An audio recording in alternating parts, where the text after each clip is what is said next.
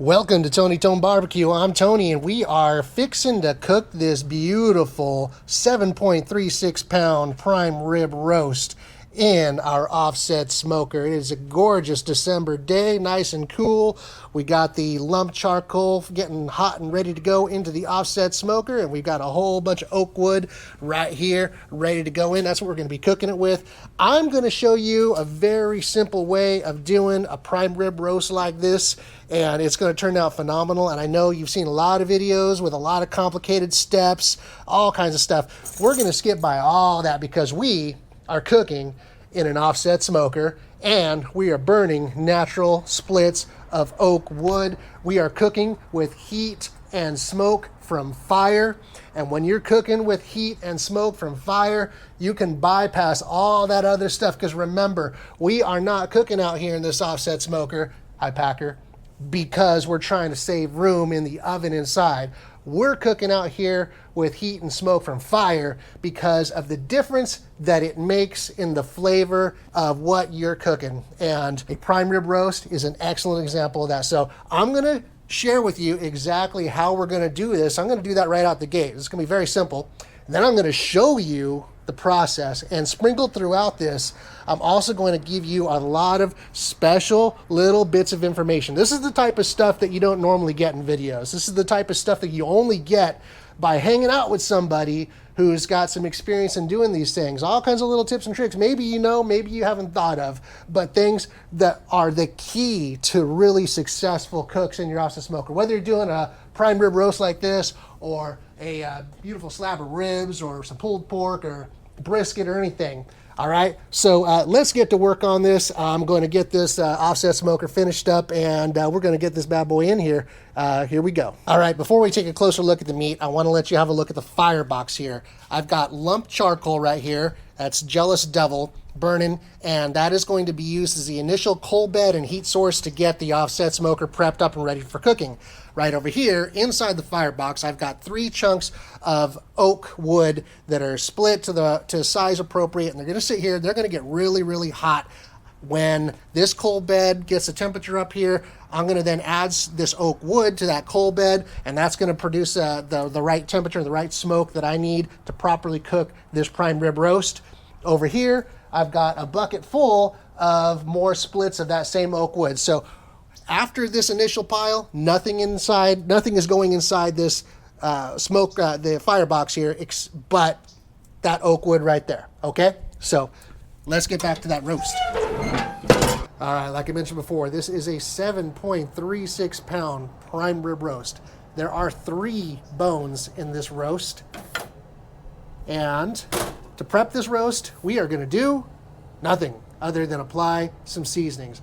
And that's going to be real simple. We're not going to be cradling it and tying it up. We're not going to be injecting it or loading it up with a bunch of stuff. We're going to keep it super simple. Let that smoke and heat from that burning wood do the work. To season it, we have some Worcestershire sauce. We have kosher salt, 2 tablespoons. We have garlic powder, 2 tablespoons. And peppercorns. This is the medley, the flavorful kind.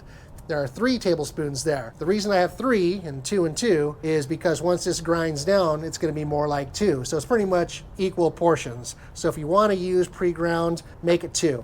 On the salt, if you use regular table salt, you might want to reduce that a little bit, or it might be overly salty. The kosher flake salt, you can see, is much bigger granule, so it spaces out a little bit more. It's not as intense as regular table salt. What I'm going to do is I'm going to put this in this little nut and spice grinder here. We're going to grind that up fresh, and then I'm going to add these 2 in there to blend it all together. We're going to wet down this prime rib with the Worcestershire sauce, and then we're going to coat it nicely with those 3 simple ingredients before it goes into the offset smoker.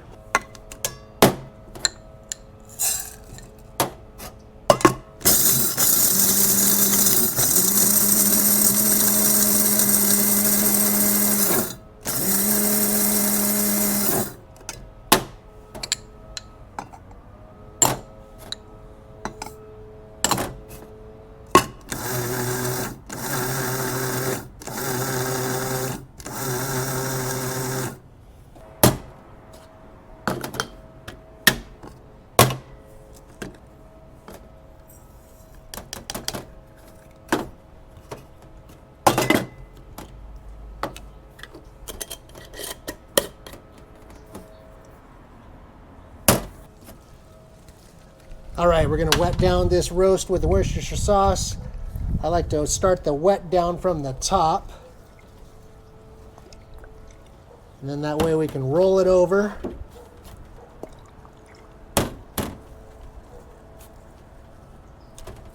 Make sure you get the sides nice. Wet down the bottom. It's okay to be a little generous. There we go. And now we can apply the salt, pepper, garlic.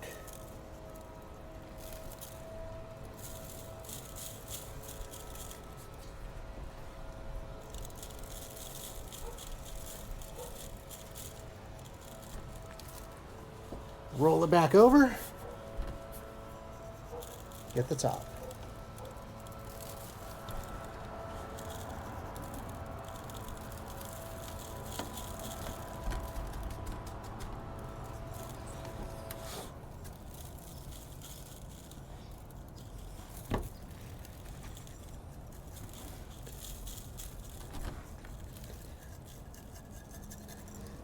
And there it is. Oh, little tip for you. A glass mason jar. Take the lid, drill some holes in it. The best spice shaker you will ever own. Oh, and then your leftover spices, you can just take the holy lid off and stick on a regular lid and save it.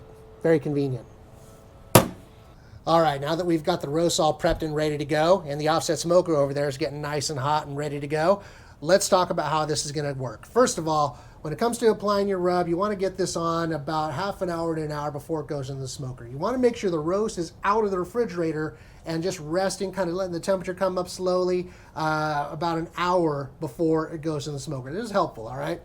We're going to put this roast in the offset smoker there. We're going to cook it at a low temperature, around 200 to 225 degrees on average, burning those splits of oak until this roast reaches an internal temperature of about 100 to 110 degrees.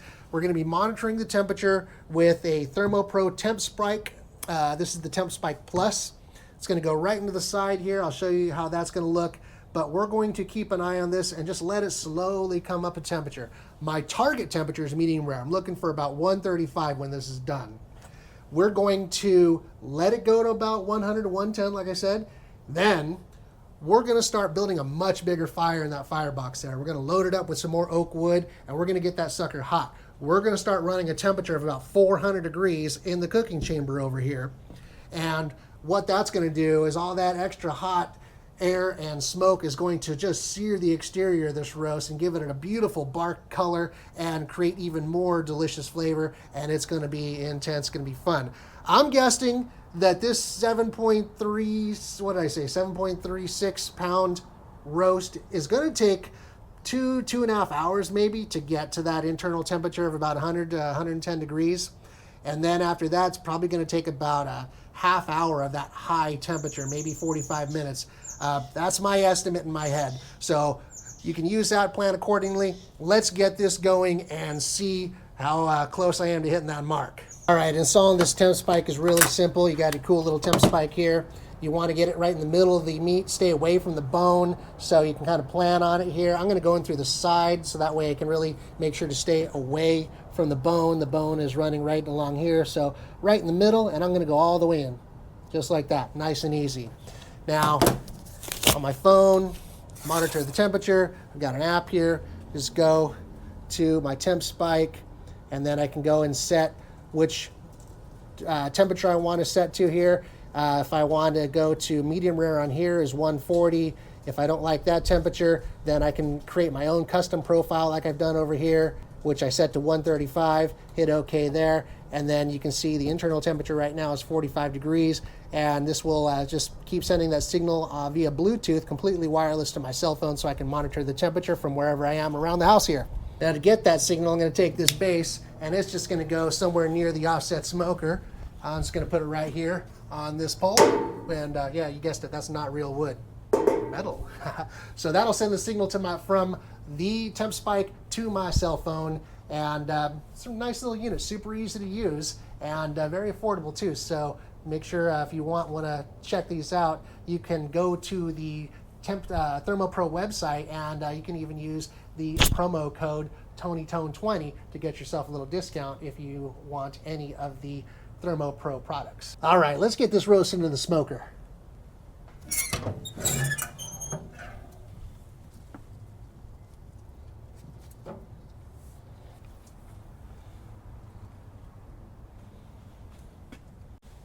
All right, I gotta be quick about this. This is the fire that I got going on over here. I'm about to add another stick to that because it's cooling off a little bit. We've got the roast in the offset smoker. We've got our temp spike right here. And I want you to notice one other little thing here. Notice a secondary wired temperature probe. I'm gonna get to that in just a minute, but let's close this lid and start the cooking process. All right, the lid is down. It is currently 133. It's 63 degrees on this beautiful day.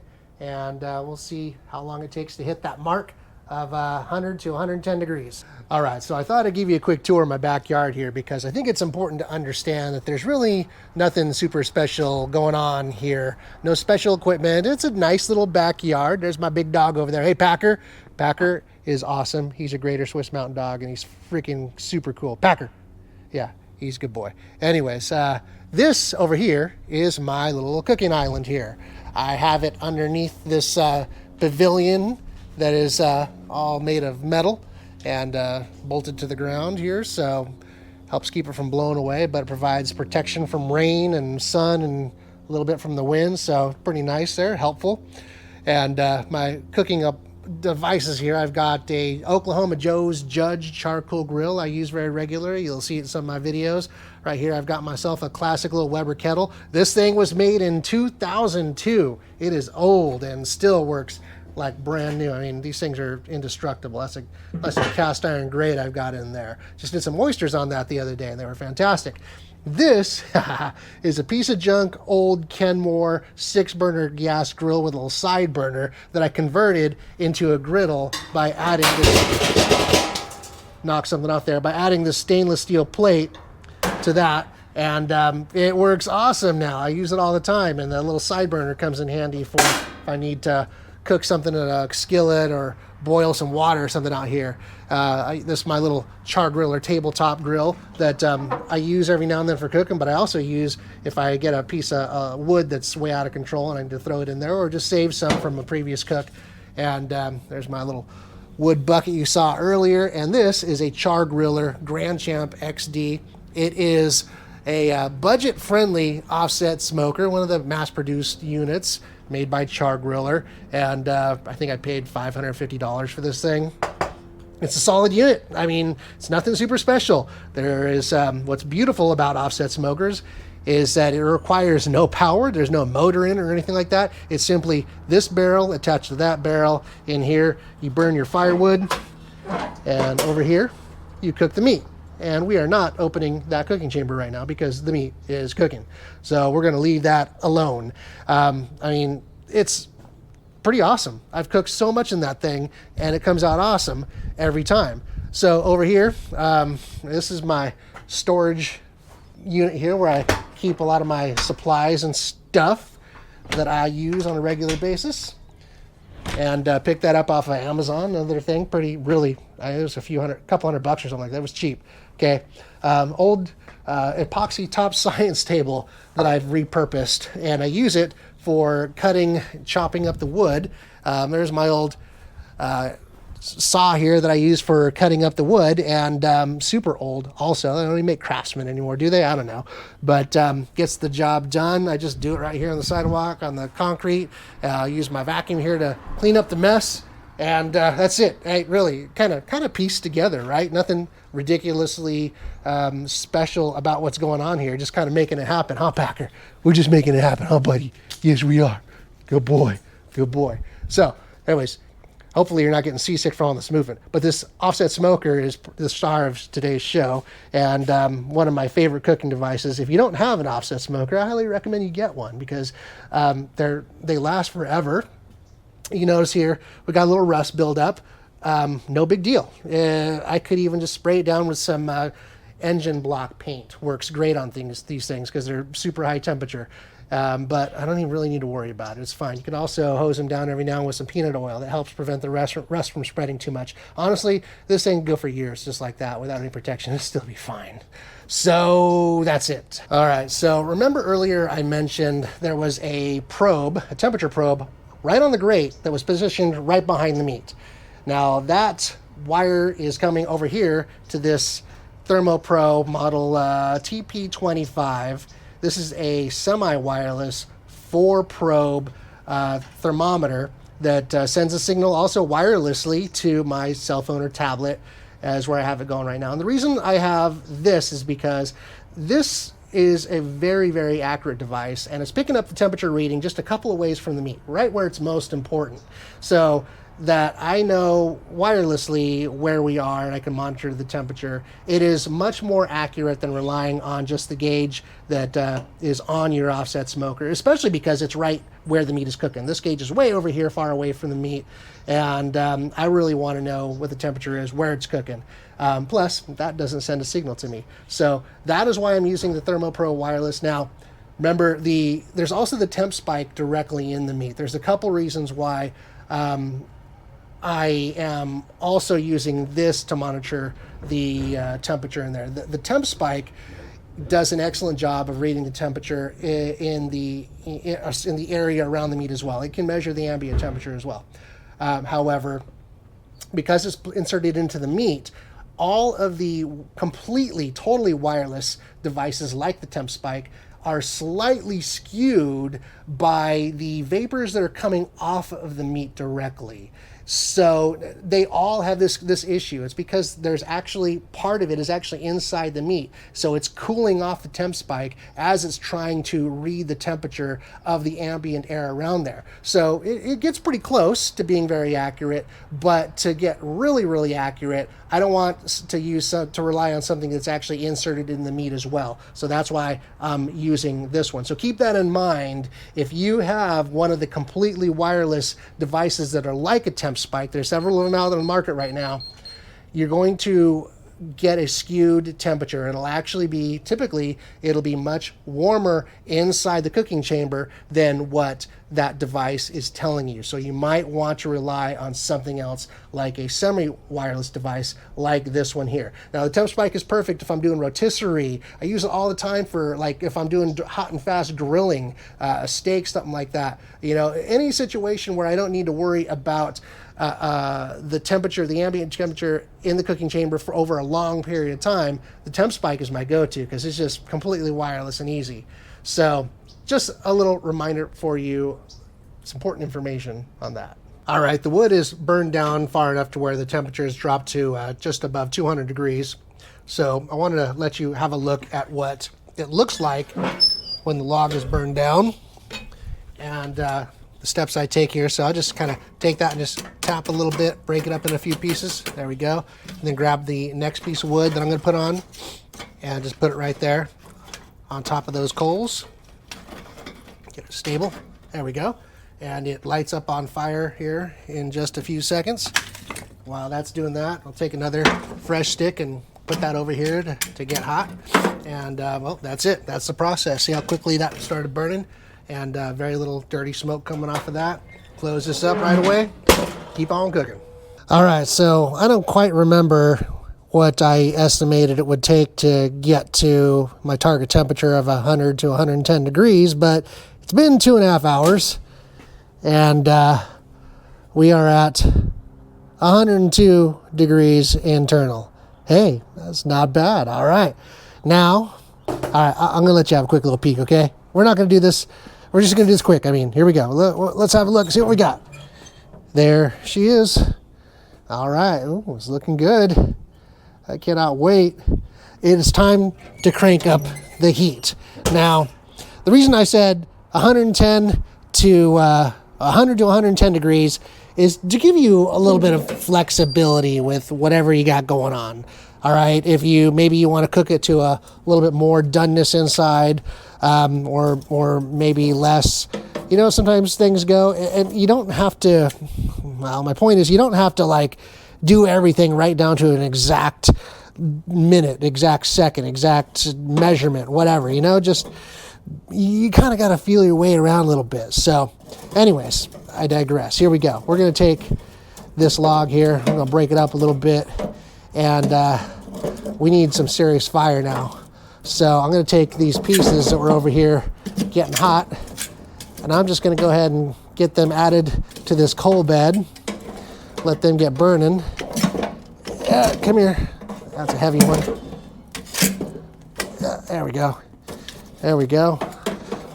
All right, and I'm gonna get that going. There we go. That's gonna bring up the temperature significantly. That's a nice looking fire right there. And let's close this down. Make sure to grab the handle, not the lid, because the lid is hot. I'm gonna put a couple more pieces. I'm gonna put some various smaller thin splits here on the top. Let those start getting hot because we might need that extra firepower. And we're going to get this temperature up, and we're going to sear the outside of that roast.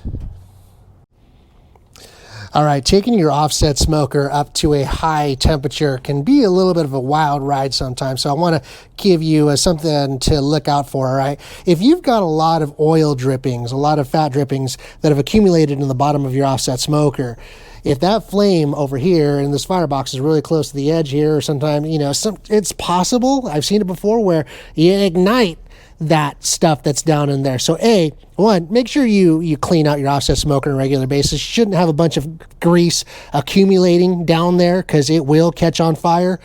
And also, if it does, okay, don't open this up. Don't try to go and save whatever you got in there. The best thing you can do is shut off your airflow. Just close that off. Don't open the lid. Close off the one over here too. And that will basically put the fire out, give you enough time to go in there and make whatever adjustments you need to make. Usually once it just goes out, you're okay. Now I just want to show you here, we're climbing here, 301 degrees and climbing 302, moving up. So that's looking great. Something else I want to show you here real quick. We've got on the gauges that are on the offset smoker, this one's showing, if you can see, 350 over here. This one is also showing about 350 degrees. It's pretty cool that it is even temperature on side to side. One of the devices that I use, the one minor modification that I made to this Char Griller Grand Champ inexpensive offset smoker, is I added the lava lock baffle plate from Island Outdoor. Smokermods.com is the website, smokermods.com. If you want one of those for your offset smoker, I would definitely go to smokermods.com. You can use promo code TonyTone10 to get yourself a nice 10% discount, but a very helpful, very useful tool in evening out the heat distribution in your offset smoker. So we're at 369 degrees, and to give the final boost here, I just opened up the side door here, and that way it's just add another small thin stick to the side here, make a little adjustments. Look at that. The neck freaking housing. Love it. Okay, there we are. We are at over 400 degrees, showing 401 right now. Internal temp of the meat of 113 and climbing nicely and quickly. And we got a blazing fire going on over in here. Now that it's at 400 degrees, we don't need to worry about going any higher. I'm gonna let it settle from there, and almost there. Look at that smoke just flowing out of there.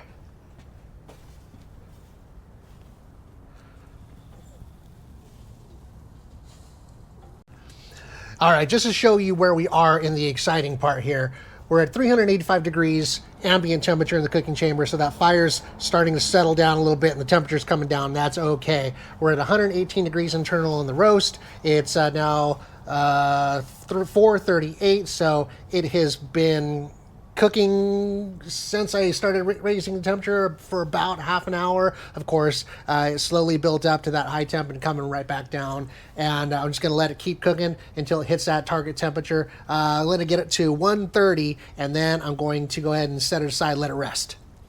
Okay, our prime rib roast is now at 131 degrees internal temperature. The time is about straight up 5 o'clock, 4:59 there. The ambient temperature in the cooking chamber is 312 degrees. Now, the temperature fell to about 280 degrees. It was on its way down a little quicker than I expected, so I went ahead and added one more stick of wood. So that's what the pile looks like in there now. Now, you ready to see this roast? this prime rib roast is ready to go. So let's check it out. There it is. You hear that sizzle? I was trying to get out of the light here. It's dark outside. Look at that. What you're seeing right here, this is the fat cap that's on top. As it starts to break down and cook, this shrinks down and scrunches all up right here. That's why we've got this nice charry black area right here. Look at that. That is beautiful. Look at the bones sticking out there. This is going to be real nice. I can't wait to carve into it. So now I'm going to let this rest for about 30 minutes before we slice into it, and we'll see what we got. Okay, since we pulled it out, it's only been a couple minutes and we've hit that target temp of 135. Look at this thing. I mean, wow. All the way around. It's a little cool out here, so I need to get this indoors where it can rest for about a half hour. All right, it is time.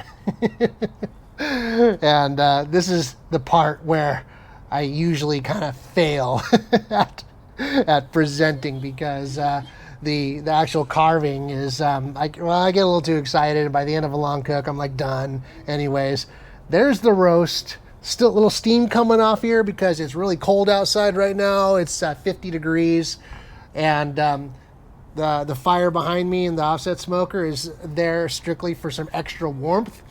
I've got my knives ready to go.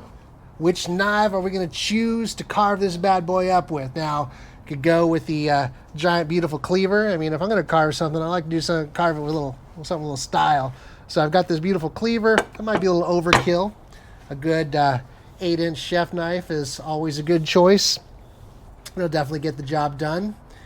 And then the 10-inch chef's knife, even better, honestly. That's not a bad one right there. And then, we've got also the beautiful slicer, which is great for after the bones have been removed, if you want to carve off some nice thin slices for your guests and whoever is feasting on this beast with you. We're going to go ahead and put the slicer out of the way, and as fun as it would be, I think we'll save the cleaver for another time. And we're going to set aside the 8-inch as well, and let's go with the 10-inch. This is the Dahlstrong. They're all actually Dahlstrong knives. These are the Shogun series, and they're just freaking beautiful and gorgeous and super sharp and durable, and I love them.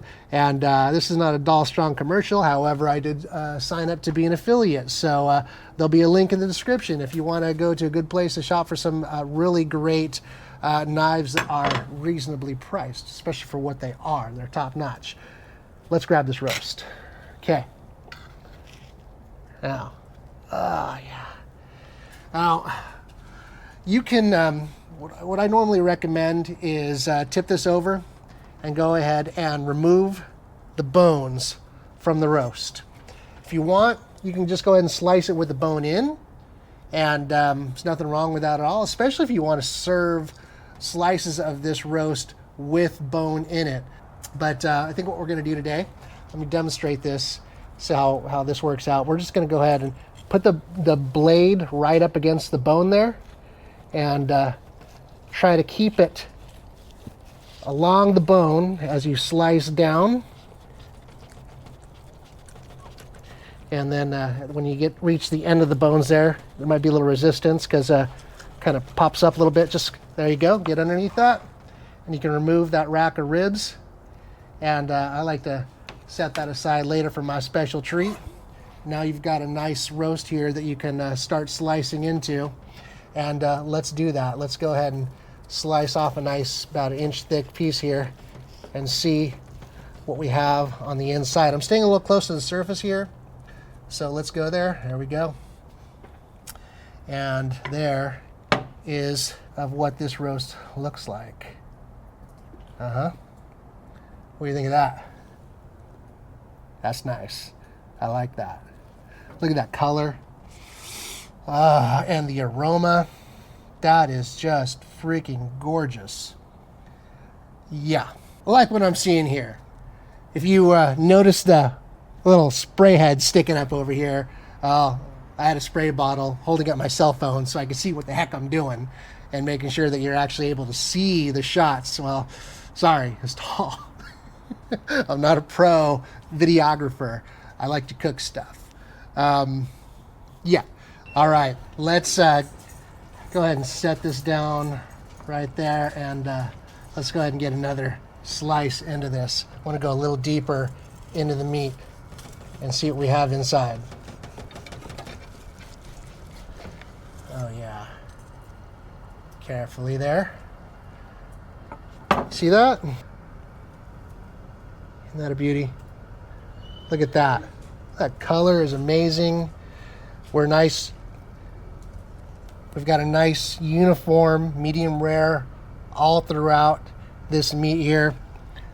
We don't have too much of the well here on the edge. Got a gorgeous crust going on there. I can't wait. All right, so let me go ahead and do this. I need to get me a taste of this beautiful roast here. So sorry about the mess. Let's go ahead and slice this up. That is just gorgeous. I don't mind if I do.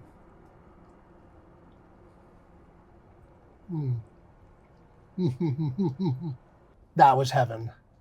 Oh my gosh.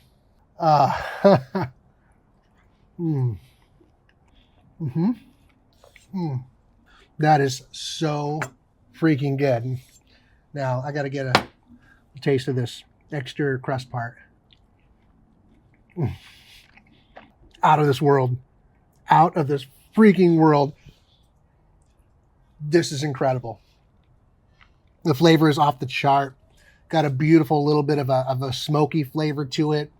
You really, really taste the meat. Though this cooking process with salt, pepper, and garlic and smoke and heat from burning natural wood does nothing but just intensify and increase the natural flavors of this beef.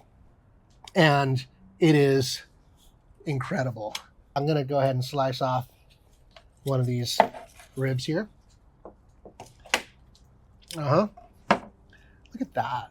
Isn't that fun? Let me get a little bite here.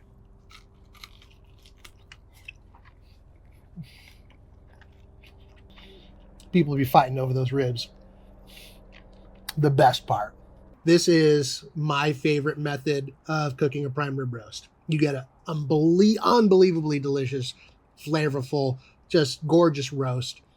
And it's like not a lot of trouble. I mean, the only trouble is just developing the skill to run that fire the right way, to get the right kind of flavor in it. Once you've got that down, you know, it's easy. And those same skills apply to anything you're cooking in an offset smoke or burning real wood. And that is just beautiful. Look at that. So I hope this has been fun for you, hopefully educational. And it's been fun hanging out with you today and getting this done. And I wish we could do it in person. Who knows? Maybe some of you. Anyways, this has been Tony Tome BBQ. And make sure to check the description of this video for links to stuff. And please don't forget to like, subscribe, share with your friends, all that good stuff. It really helps me out. ThermoPro, Doll Strong, SmokerMods.com. These are items that, these are the groups that I've become affiliates for. And you get your discount codes. It'll be in the description, but anything you purchase from there helps out, support this channel as well. So I appreciate that. And thanks for being here. All right. Have fun. Smoke on, my friends.